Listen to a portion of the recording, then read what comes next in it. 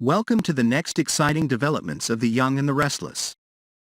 As we all know, Jack got Diane out on bail and brought her back to Abbott Mansion after Phyllis' death was related to her. That caused a heated argument that broke out at the mansion, when Ashley refused to let Diane stay and she was determined to get rid of Diane. But it was hard work for Ashley, as she was stopped by Jack and he raged over his disrespectful act towards Diane.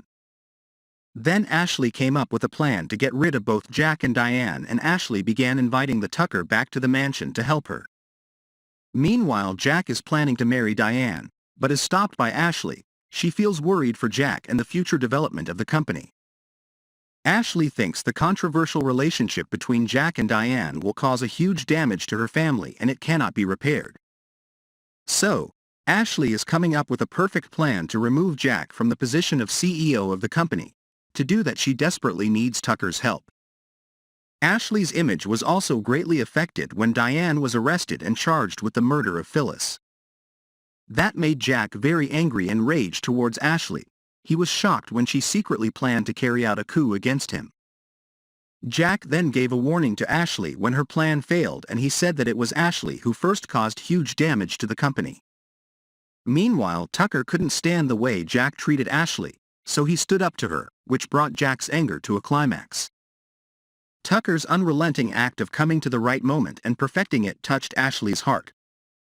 Meanwhile, Diane is witnessing a fierce argument between Jack and Ashley, so she tries to reconcile. She doesn't want to cause the two of them to have a hard time with each other, but it's all pointless.